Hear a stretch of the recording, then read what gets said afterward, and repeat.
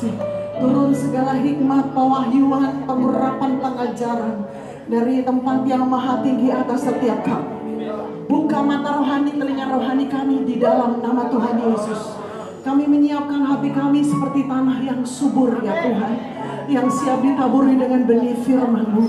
Urapi hamba-Mu yang gak ada apa-apanya. Kau taruh firman-Mu dalam isi hatimu, dalam lidah bibir hamba-Mu, dalam hati hamba-Mu. Dan hamba-Mu berdoa sementara hamba-Mu sampaikan pengajaran sesi pertama ini. Tuhan menarik semua kami masuk dalam rencana-Mu yang tidak pernah gagal. Jangan tahan berkat-Mu Bapa untuk setiap pasukan-Mu yang ada di 1F ini. Biarlah berkat gandum yang terbaik, minyak terbaik, anggur terbaik, Tuhan berikan berlimpah.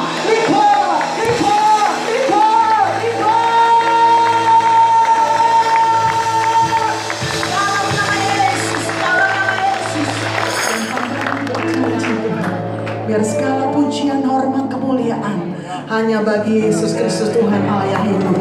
Dalam nama Tuhan Yesus, siap-siap belajar, diperlengkapi. Sama-sama katakan amin.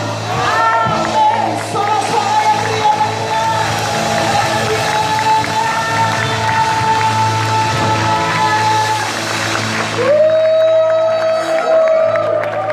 Pasukan. Kalau dibilang pasukan, saudara langsung bilang siap, tangannya jangan lupa dikepal. Pasukan! Pasukan! Pasukan! Pasukan! Kasih sorak-sorak yang terbaik bagi dia. Haleluya! Kasih tahu kiri kanan, bilang kamu prajurit Tuhan yang gagah perkasa.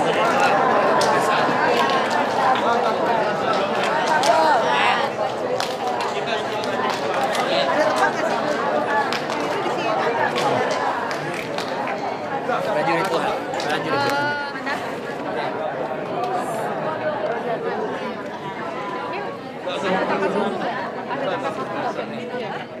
Selamat malam, Shalom. Shalom. Haleluya. Terima kasih Pak Budi dengan semua tim pengembalaan yang ada di 1F. Kami dari Divisi Prophetic Pusat mengucapkan terima kasih untuk kesempatan yang diberikan. Saya percaya ini kairosnya Tuhan. Amin. Ini momennya Tuhan. Tadi tiba-tiba Tuhan ingatkan bahwa kita sedang ada di akhir dari Ain Sain. Ya. Kita sedang ada di akhir dari Ain Sain. Ini hari-hari yang terakhir. Kalau saudara boleh review kembali, ingat ini adalah tahun Ain Sain, tahun apa? Tahun peperangan, tahun pedang, tahun penyembahan, tahun penuaian jiwa-jiwa ya. Dan kita nanti 21 September akan masuk Ain Cap. Dan saya percaya dengan 1F ada diklat ini, semua saudara akan siap dalam season yang baru, dimensi yang baru, musim yang baru, menuai dengan lebih dahsyat. Amin. Haleluya. Mari kita lihat sama-sama pelajaran kita yang pertama, the strategies to move in the great harvest. Ya, kita tahu hari-hari ini kita sedang ada di era Pentakosta yang ketiga, di mana Roh Kudus sedang dicurahkan dengan dahsyat, dan hari-hari ini kita sedang masuk di dalam era atau waktu penuaian yang terbesar dan yang terakhir sebelum Yesus datang untuk kedua kali.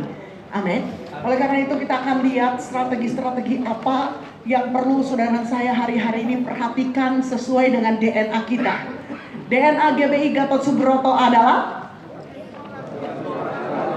boleh sama-sama yang keras 2-3. DNA GBI Gatot Subroto adalah, yaitu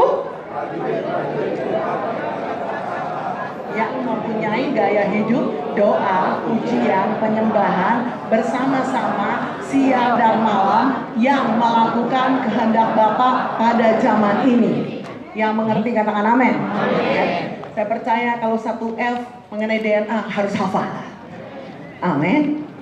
Amin. Yang di sini aminnya kok kurang kedengeran. Puji Tuhan. Haleluya. Ya. Karena kita punya DNA, maka dalam kita bergerak menuai harus sesuai dengan DNA kita. Ya, dalam next level 1 ini, saudara, yang waktu lalu, tahun lalu kita sudah masuk dalam diklat basic.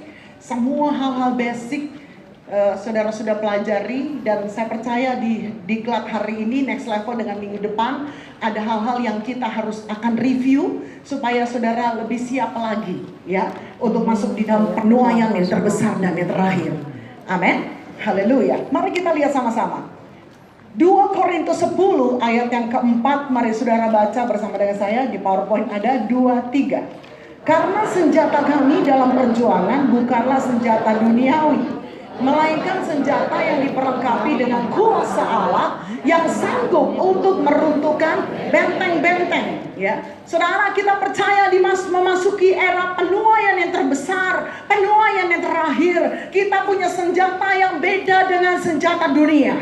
Senjata yang diperlengkapi dengan kuasa Allah. Senjatanya sudah ada pada saudara dan saya. Amin. Ya, tinggal gimana kita mempergunakannya. Ya. Nah, ada beberapa hal yang kita akan lihat sama-sama. Mari saudara lihat sama-sama dengan saya.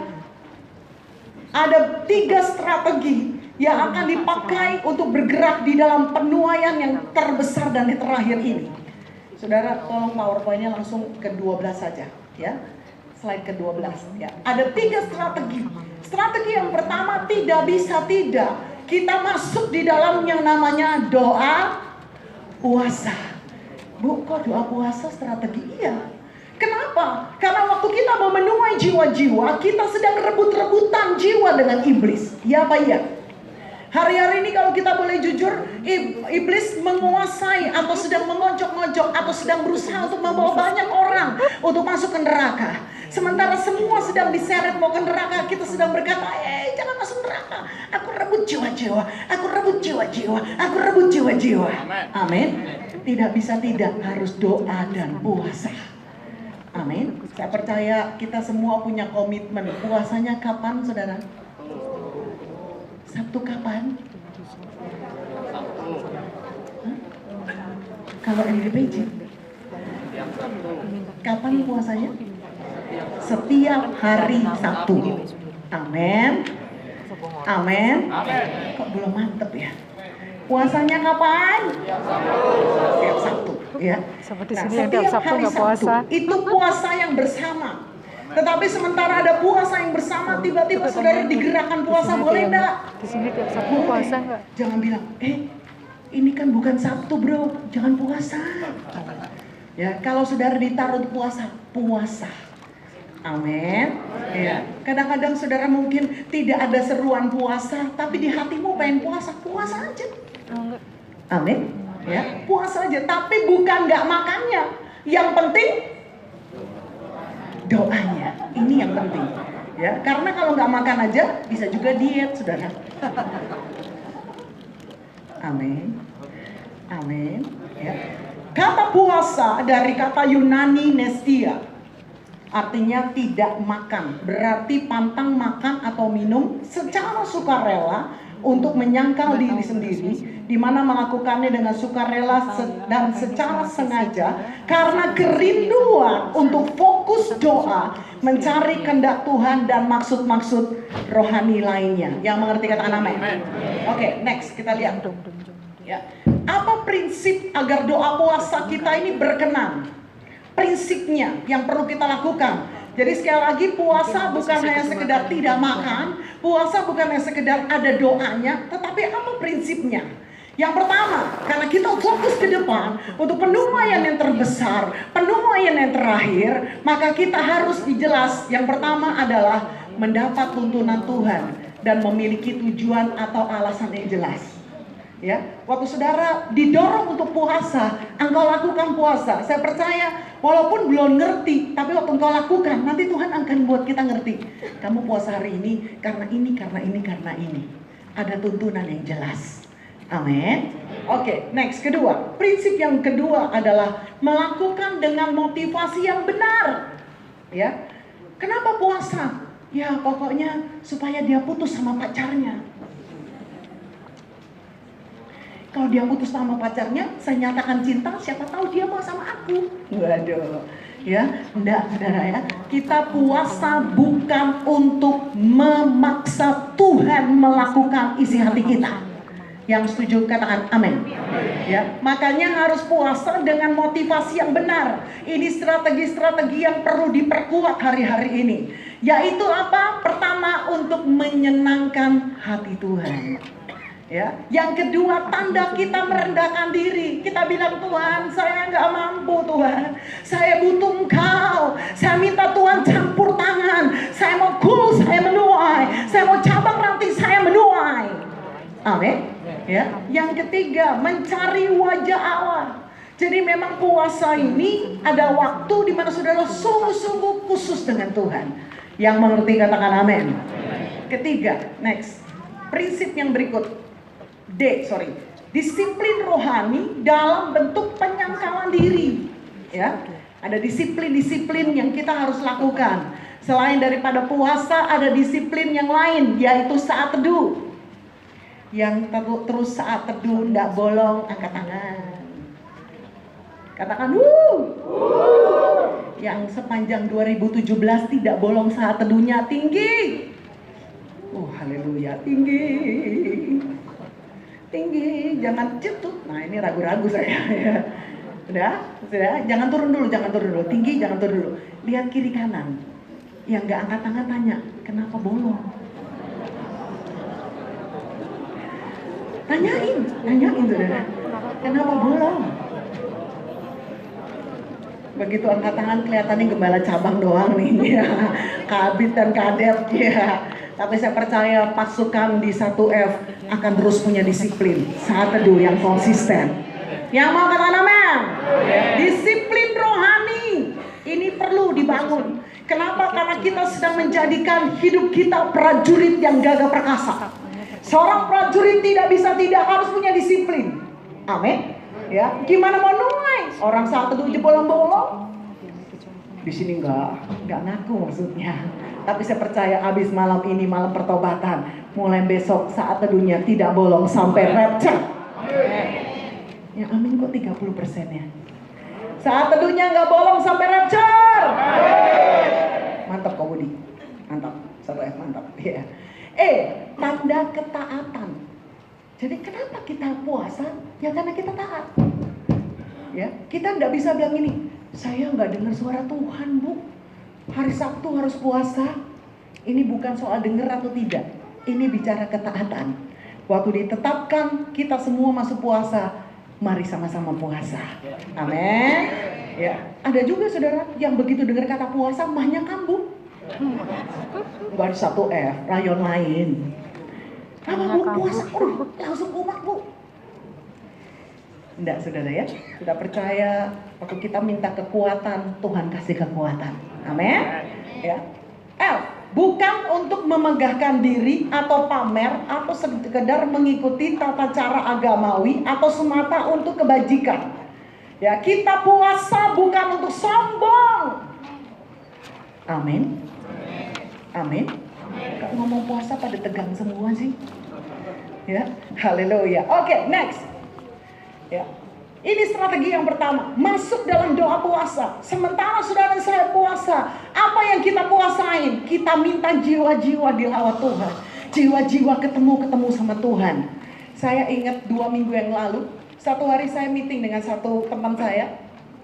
Lalu setelah meeting, lalu dia bilang begini, Bu sebentar ya, saya panggil karyawan saya. Oh iya boleh. Ya, saya udah mepet banget sebenarnya, saya udah harus pergi. Tapi dia bilang, tolong Bu sebentar aja. Oke. Kami ketemu karyawannya dipanggil bersama dengan kami di meja. Lalu singkat cerita, teman saya bilang begini, kamu ceritain apa yang kamu mimpi. Ya, saudara dengar baik-baik. Seorang wanita muda, maaf, dari saudara sepupu kita, dia tiba-tiba bilang begini sama saya, Bu, saya kelas 4 SD, mimpi-mimpi ketemu Nabi Isa. Sampai sekarang sudah puluhan tahun, dia mungkin sekitar udah 40-an, wajah Nabi Isa itu masih kuat di muka saya. Masih begitu kental dalam ingatan saya. Nabi Isa itu siapa dan bagaimana Bu? Lalu saya jelasin. Saudara bisa bayangin dalam waktu 15 menit orang ini ngaku Yesus sebagai Tuhan, bertobat, mau dipulihkan, mau dibaptis, dan mau baca Alkitab. Tiap hari sudah saat teduh. Katakan haleluya. Jadi kalau kita masuk dalam doa puasa, saudara perlu tahu bahwa hari-hari ini, maaf, yang belum kenal Tuhan, yang di sepupu kita, itu banyak sekali yang mimpi-mimpi ketemu Tuhan Yesus. Amin. Ya, mungkin saudara bilang begini, tapi Bu, kita nggak pernah lihat di ibadah. Tunggu, akan ada waktunya. Penuaian yang terbesar, penuaian yang terakhir pasti akan kita alami. Yang percaya kasih tepuk tangan, katakan haleluya. Di tempat yang Tuhan percayakan di salah satu cabang di Jogja, tiba-tiba ada satu, maaf, gurunya mereka itu, ya. Lalu satu hari dia dapat satu mimpi. Ini true story, saudara. Dia dapat satu mimpi. Mimpinya adalah ada orang bule datang ke dia. Dan orang bule ini berkata gini, aku akan sembuhkan kamu. Waktu itu dia sakit yang cukup parah. Dia sudah berobat alternatif, dokter, tabib, dukun, macam-macam, nggak sembuh. Ya, apa yang terjadi? Dia bangun dari mimpi, dia mikir gini, ini orang bule mana ya? Karena Jogja kota wisata, banyak bule, dia jalan ke Malioboro, saudara. Dia liatin bule-bulenya, ini mimpi sama kayak mimpi gue nggak ya, gitu ya. Begitu ada bule, dia liatin lagi, ini kayak mimpi gue nggak ya. Hari itu dia survei seluruh bule yang dia bisa lihat di Malioboro, nggak ada seperti mimpinya. Berapa hari kemudian, dia mimpi lagi. Ini true story, saudara. Dia mimpi lagi, orang bule yang sama datang ke mimpinya dia dan berkata, aku akan sembuhkan kamu dan pulihkan keluargamu. Dia bangun. Dia pagi itu sepanjang hari dia survei semua kota wisata yang ada, tempat wisata yang ada di Jogja. Dia pengen ketemu sama orang bule yang janji dalam mimpinya. Sementara dia lagi berjalan untuk bertemu, tiba-tiba dia lewat toko buku rohani dan ada foto Tuhan Yesus. Saudara tahu, waktu dia lihat foto Tuhan Yesus, dia bilang, ini dia nih orang bule yang muncul dalam doa saya, dalam mimpi saya. Dan hari itu dia cari gereja terdekat. Dia bertobat, dia dibaptis, dia pelepasan, dia melayani, sudah jadi pendoa. Haleluya. Saya mau beritahu pada saudara, doa-doa kita, puasa-puasa kita tidak sia-sia. Amin. Mari, ini strategi pertama. Perkuat di setiap cabang ranting yang ada. Perkuat di setiap kul yang ada. Pasti akan menuai. Yang percaya katakan amin. Strategi yang kedua, mari kita lihat sama-sama. Yang kedua adalah doa peperangan. Peperangan yang terjadi dalam alam roh antara kita orang percaya melawan kuasa gelap. Ya, kita tahu tidak bisa tidak, memang harus masuk dalam peperangan, saudara. Untuk saudara bisa melihat satu keluarga dipulihkan, perang. Betul? Bukan perang melawan yang membawa suaminya, kuntilanak itu bukan melawan willnya, bukan, tetapi kita berperang melawan penguasa-penguasa, roh-roh yang menguasai, yang mengikat sehingga mereka jatuh dalam dosa. Ya, ini yang perlu kita lakukan. Ya, next. Nah, tujuan puasa dan peperangan rohani. Yang pertama, yuk baca yuk. 2, 3. Meruntuhkan dan menghancurkan kerajaan iblis dan pekerjaannya di bumi dan yang diam di dalam diri manusia.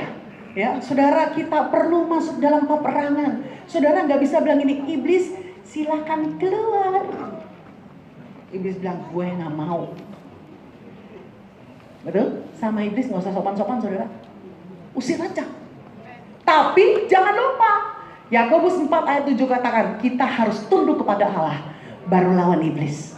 Amin. Waktu saudara saya tidak tunduk sama Allah, kita tidak tunduk pada otoritas-otoritas yang Tuhan tetapkan, jangan coba-coba usir iblis. Kita nggak tunduk sama firman Tuhan, kita tidak tunduk pada otoritas yang Tuhan tetapkan, engkau usir iblis. Iblis bilang gini, bro, kita kan konco, masa teman usir teman? Saudara, pastikan di dalam peperangan rohani hidup kita tunduk kepada seluruh kebenaran firman Tuhan. Amin. Dan tunduk kepada otoritas-otoritas yang Tuhan tetapkan. Amin. Istri, otoritas di atasnya siapa? Suami. Jangan bilang gini, Bu, ibu enggak tahu sih suami saya. Maksudnya, doa saya lebih mantap. Saat teduh saya lebih pagi. Basarok lebih banter. Bahkan suami nitip-nitip doa. Begitu dibangunin, Papa, ayo bangun saat teduh. Titip ya Ma, titip. Titip apa? Titip doa. Emangnya titipan kilat gitu saudara ya?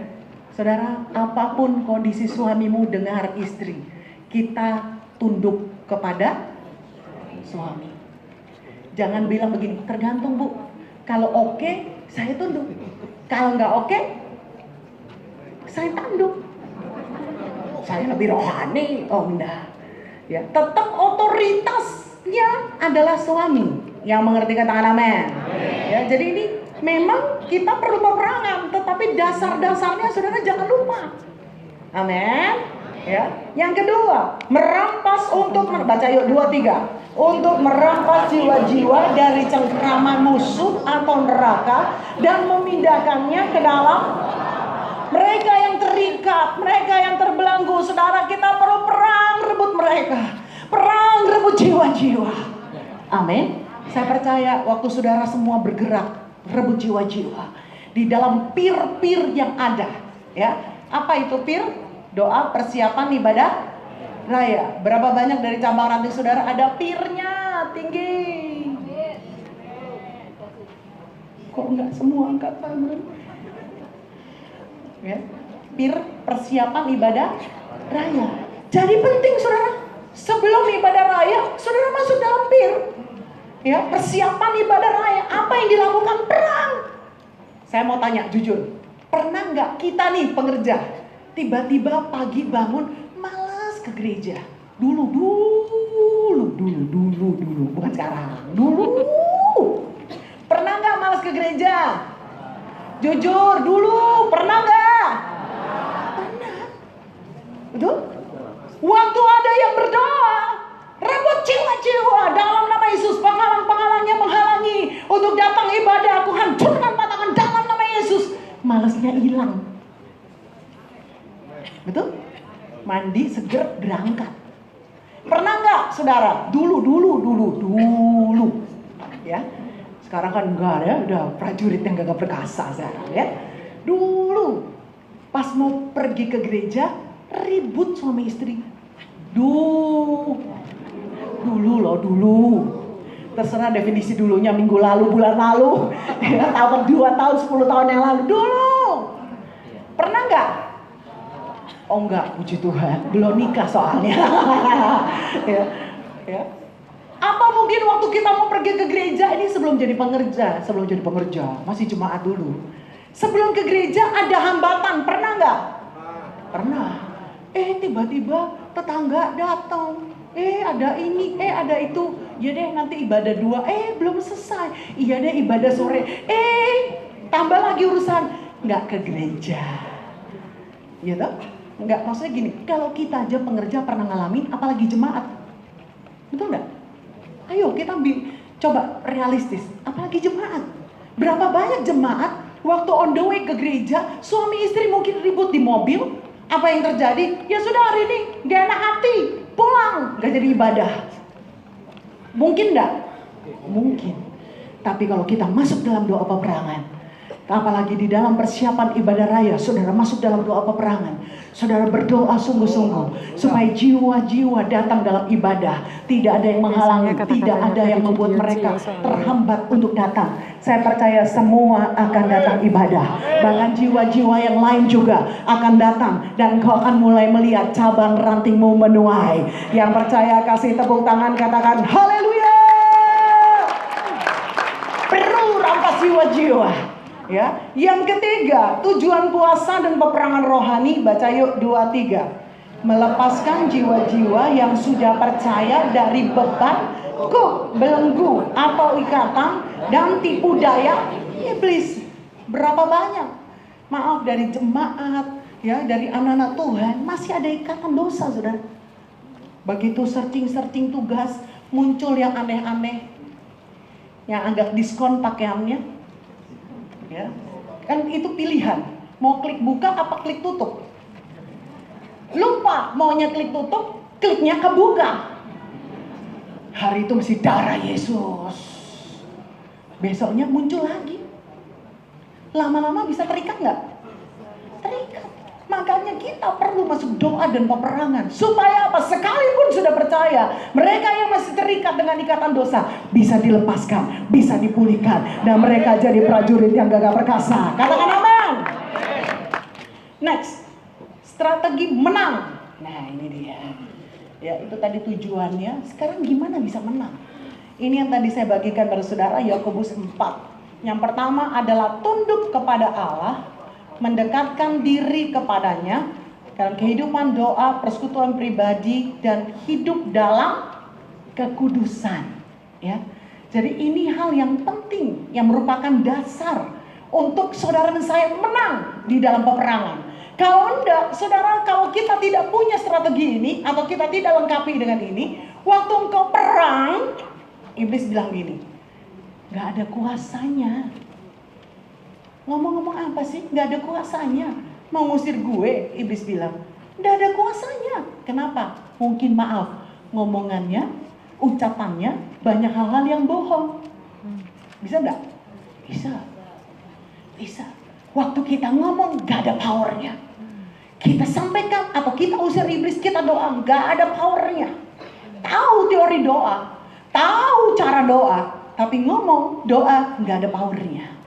Kenapa? Hidup kita tidak punya hubungan yang dekat dengan Tuhan, dan kita tidak bangun kekudusan. Ya, saudara, memang untuk hidup kudus secara kekuatan manusia tidak mungkin. Makanya kita harus minta Roh Kudus memampukan kita. Dan kita percaya Yesus yang mati di atas kayu salib sudah menebus kita. Dosa kita sudah ditanggungkan. Dan kuasa Roh Kudus, kuasa salib Yesus juga akan memampukan kita untuk hidup kudus. Yang percaya katakan amin. Amin. Yang kedua, strategi menang di dalam peperangan rohani adalah mengenal siapa-siapa dan bagaimana sifat dan cara kerja musuh. Ya, saudara harus kenali cara kerja musuh. Musuhnya siapa? Apakah musuh kita mertua kita? Halo, musuh saya, gembalaku saya, Bu. Setiap muka, lihat mukanya enak saya. Mohon maaf lahir batin, saudara, kalau ada yang mungkin pas. Ya, musuh saya itu, Bu, bos saya itu, Bu. Cerewetnya. Enggak, saudara, musuh kita bukan darah dan daging, tapi penguasa dan roh-roh jahat di udara. Perhatikan baik-baik. Waktu saudara diizinkan ada masalah dengan seseorang, perhatikan, bukan orang itu yang jadi musuh saudara. Amin. Amin. Jadi bukan orang itu yang jadi musuh saudara. Tetap musuh kita adalah spirit, kedagingan kita, hal dunia. Ya. Ketiga, menggunakan selengkap persenjataan Allah. Ayo sama-sama yuk. Apa perlengkapan persenjataan Allah? Dari atas apa? Ketopong keselamatan. Pakai saudara tiap hari. Dengan cara apa? Firman kau baca. Kita terima keselamatan dari Tuhan Yesus. Ya. Apalagi ketopong keselamatan, apalagi? Baju sirah keadilan. Tolong dalam setiap respon hidup kita adil. Jangan berat sebelah. Ini anak kesayangan, ini anak emas. Ya. Tidak ada, ya. Pokoknya harus ada keadilan. Lalu apa lagi? Oke, ikat pinggang kebenaran. Lalu perisai iman. Terus kasut kerelaan. Terus pedang roh. Ya, tolong dipakai. Ya, tiap hari. Artinya apa? Setiap respon-respon dalam hidup kita, kita sadar kita ini pakai perlengkapan persenjataan Allah. Amin. Yang keempat, strategi menang dalam peperangan rohani. Yang keempat adalah perkatakan firman kebenaran. Doa menghancurkan ikatan kuasa gelap yang menghalangi penuaian jiwa. Ya, mulai perkatakan cabang yang ada. Saudara sebut nama cabang saudara. Menuai dalam nama Yesus. Pasti menuai. Pelipat gandaan goal terjadi. Pelipat gandaan pengerjaan terjadi. Pelipat gandaan apalagi jemaat terjadi. Perkatakan saudara. Ya, jangan begini. Ya Tuhan, terserahlah Tuhan. Tuhan mau kirim jiwa-jiwa, syukur. Enggak juga, enggak apa-apa. jiwa-jiwa kan Tuhan yang punya. Enggak, saudara. Perkatakan. Amin. Ya, ini era penuaian yang terbesar dan yang terakhir. Cabang saya pasti menuai. Goal saya pasti menuai. Rayon 1F pasti menuai. Haleluya. Tangkap ini baik-baik. Ya, mulai kau perkatakan. Waktu kau lihat satu situasi yang gak pas, misalnya dalam satu cabang, kok ada perselisihan, jangan bilang begini, Pak, ini gimana kita menuai nih Pak, gak unity. Loh, makin kau perkatakan, makin gak unity, makin gak menuai. Iya Pak ya. Tapi waktu kau lihat kondisi seperti itu, ada gesekan, ada yang gak unity, mulai kau perkatakan, aku mau ikat semua roh ketidak unity di dalam nama Yesus. Roh perpecahan keluar dalam nama Yesus.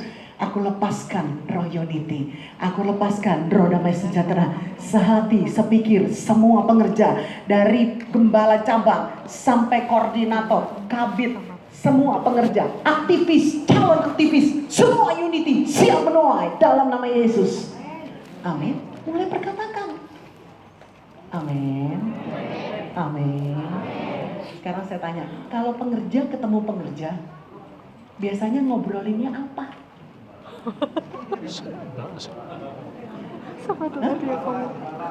Tentang pelayanan, bukan yang lain. Biasanya ngomonginnya apa? Tentang pelayanan. Kita nggak pernah ngomongin pelayanan. Kita ngomongin anjing peliharaan, cucu, makanan enak. Waduh, ya boleh juga sih sekali-sekali ya. Tetapi coba mari bangun perkataan kita satu dengan yang lain. Perkataan yang membangun, menasihati, dan yang menghibur. Amin. Ya, jangan begitu WL turun dia kita bilang gini, kayaknya lo nggak ada urapan deh hari ini. Langsung down saudara, langsung mengundurkan diri, tidak mau melayani lagi nanti. Ya, makanya hati-hati, perkatakan firman yang benar juga untuk satu dengan yang lain. Jangan sampai pedang yang harusnya kita pakai untuk musuh, pedang kau pakai untuk menusuk temanmu. Amin. Kelihatannya rohani, tapi hati-hati. Ya. Yang kelima, doa merebut jiwa-jiwa. Tolong di setiap pir-pir yang ada, dan setiap call yang ada, engkau punya waktu kubu doa di call, engkau mulai berdoa rebut jiwa-jiwa.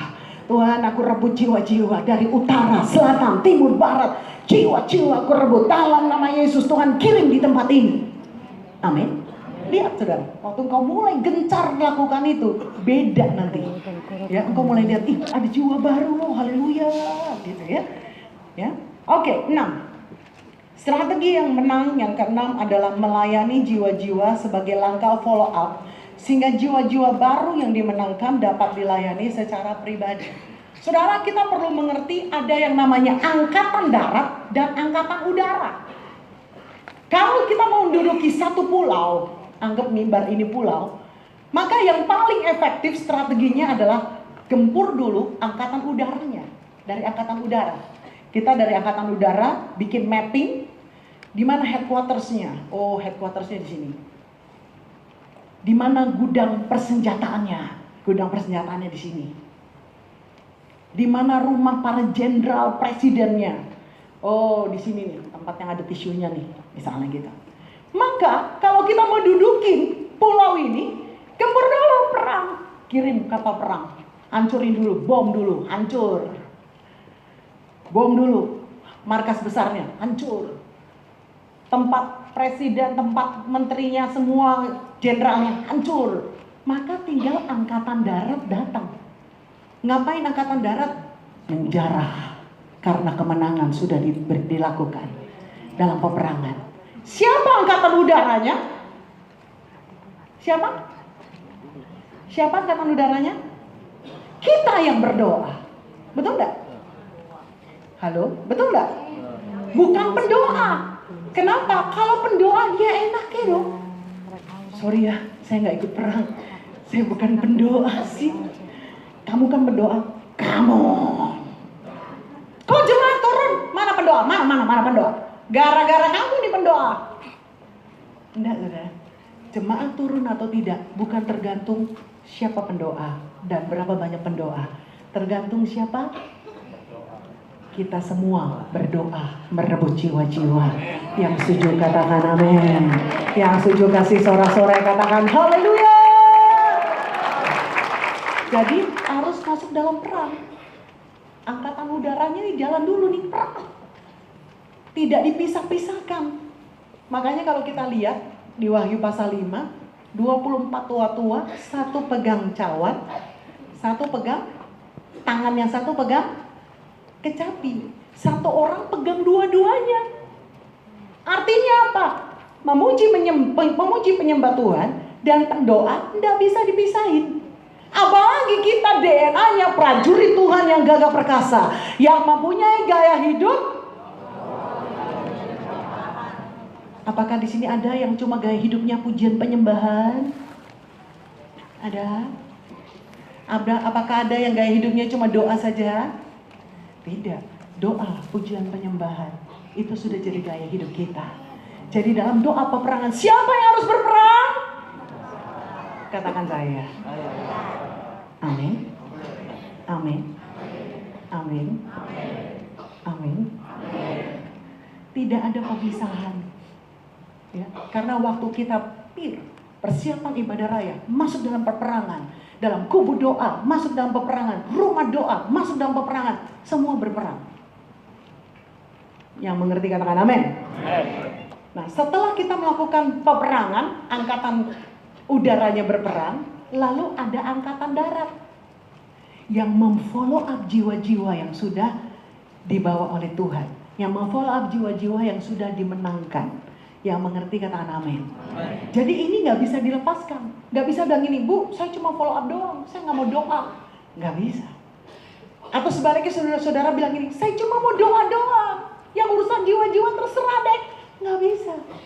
Justru bukti hasil doa kita, ada jiwa yang datang, kita tuai, kita pulihkan bersama dengan kuasa Roh Kudus, kita bina masuk di kul-kul yang ada. Bahkan dibimbing jadi prajurit Tuhan yang gagah perkasa.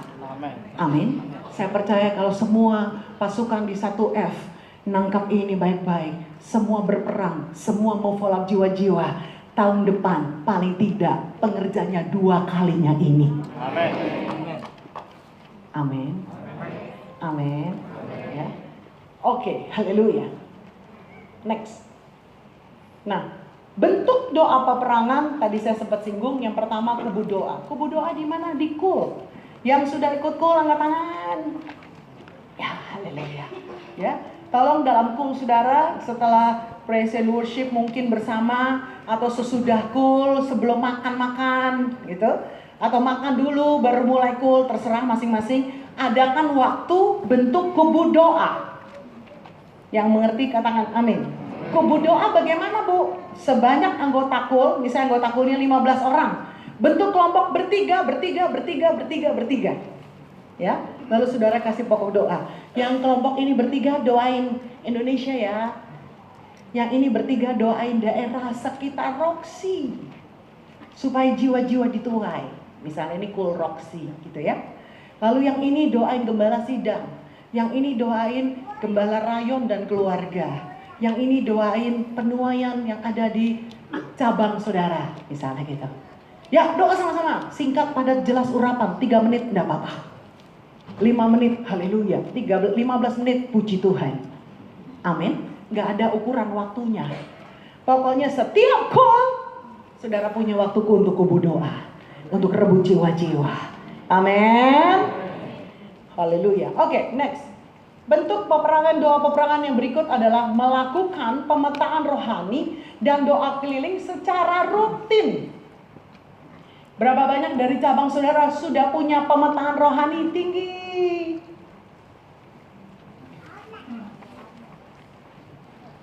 Haleluya, haleluya. Ya, saudara, untuk perang perlu pemetaan. Seperti hal yang tadi saya kasih contoh. Untuk misalnya menduduki pulau ini, bikin pemetaan. Di mana markas besarnya? Oh, di sini. Saudara punya satu peta daerah saudara, langsung dibuat pemetaan. Ya. Nah, itu baru riset secara fisik. Saudara perlu riset secara sejarah. Apa yang pernah terjadi di daerah tersebut? Ya, ada daerah-daerah atau tikungan-tikungan tertentu itu pasti ada pernah terjadi atau sering terjadi tabrakan. Pernah dengar nggak gitu? Pernah dengar kan? Ya, oh yang itu tuh tikungannya agak angker tuh, sering makan korban. Nah itu saudara tulis di dalam pemetaan saudara. Itu target yang perlu didoakan supaya tidak ada jiwa yang terhilang lagi. Amin. Ya, buat pemetaan. Riset sejarah, riset secara fisik di tempat ini. Oh, di sini ada sekolah, gitu ya, secara fisik. Lalu di belokan sini ada rumah ibadah, ya. Lalu di sini ada pusat pemerintahan. Saudara buat di peta daerah saudara, ya. Setelah riset secara fisik, secara sejarah, riset rohani.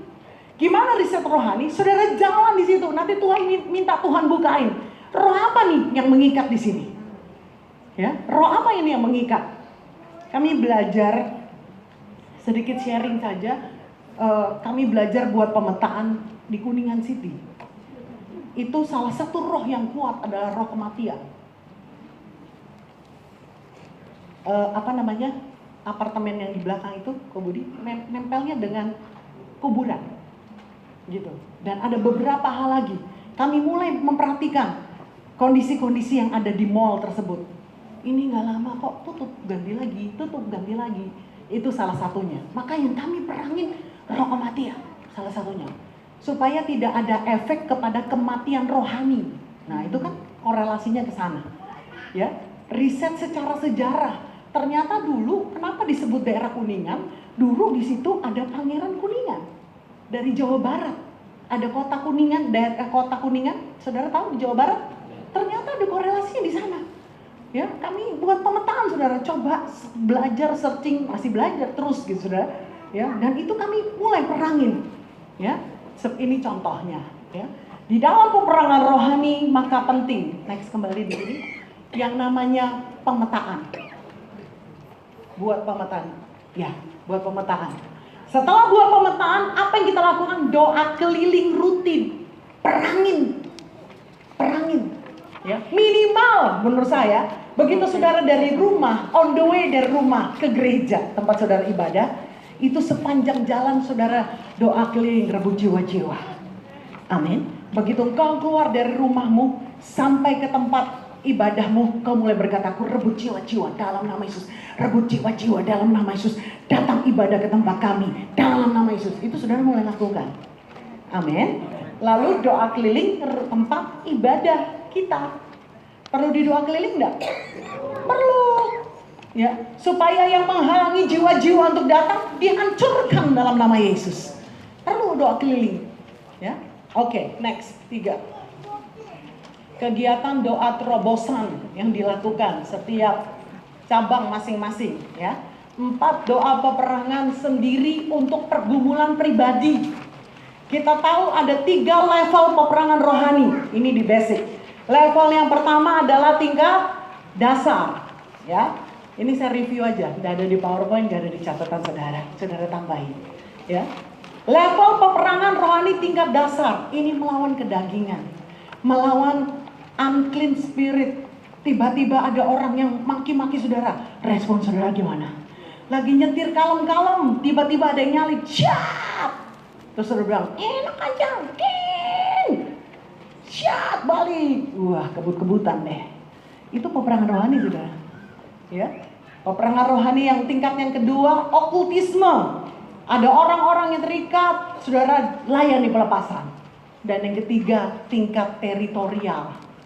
Ya, daerah-daerah yang ada. Ini cuma tambahan. Saya cuma mau menjelaskan yang keempat ini. Ya, waktu kita masuk tingkat dasar, inilah doa peperangan rohani yang kita masing-masing pribadi harus lakukan. Yang mengerti katakan amin. Oke, next. Nah, setelah buat pemetaan, kita punya puasa, kita punya doa peperangan, maka perlu lebih intens di dalam doa keliling. Ya, katakan doa keliling. Berapa banyak dari cabang ranting saudara rutin doa keliling? Haleluya. Puji Tuhan. Yang terakhir doa kelilingnya bulan Agustus. Yang terakhir doa keliling bulan Juli. Haleluya. Yang tahun ini belum doa keliling. Nggak ada ya? Yang tahun ini sudah doa keliling. Tinggi. Haleluya. Berarti yang belum, tolong mulai rajin doa keliling. Amin. Amin. Amin.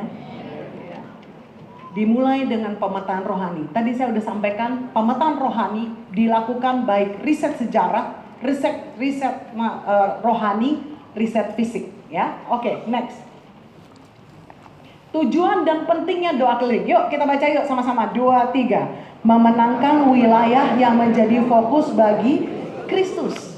Ya, saudara, kita harus punya. Setiap cabang ranting coba buat target wilayah yang mau dimenangkan. Daerahnya mana? Di situ intens saudara doa keliling. Amin. Nanti saudara akan lihat, begitu engkau mulai doa keliling, ada jiwa baru dari daerah situ datang. Amin. Dan begitu tanya, Shalom, dari mana? Oh, dari daerah A. Saudara akan kaget. Hah, baru kemarin tuh kita doa keliling. Betul? Betul? Coba engkau lakukan. Ya, waktu kita lakukan doa keliling, saudara akan mulai melihat daerah-daerah dimenangkan bagi Tuhan Yesus. Yang percaya katakan amin. Amin. Yang kedua, tujuan dan penting doa keliling adalah terjadinya transformasi atas wilayah yang menjadi fokus bagi Kristus. Tadinya daerah situ banyak yang judi, tukang beca judi, tukang ojek judi, ya. Tapi waktu saudara sering doa keliling, tiba-tiba sudah tidak ada lagi. Amin. Ya, transformasi mulai terjadi. 3, baca yuk 2, 3. Pertumbuhan gereja secara menyeluruh, di mana banyak jiwa yang direbut bagi Tuhan. Waktu saudara saya mulai doa keliling, kau akan lihat tiba-tiba ada jiwa baru datang dari daerah situ. Tiba-tiba kul baru bisa dirintis daerah situ. Itu apa? Dampak dari doa keliling. Mari buat pemetaan di setiap cabang ranting yang ada. Target-target wilayah mana yang kau mau rebut hari-hari ini? Daerah Roxy, wow, ini banyak sekali. Ya, tinggal bisa ke seberang. Dokter-dokter semua kan, Susilo, Muardi dan lain sebagainya.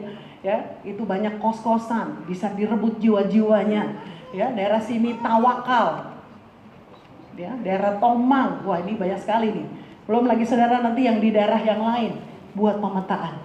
Kau mulai minta supaya pertumbuhan gereja, jemaat yang ada dilipat gandakan. Karena kita aktif dalam doa keliling. Saudara akan melihat jiwa-jiwa satu persatu dari daerah-daerah yang kita doa keliling.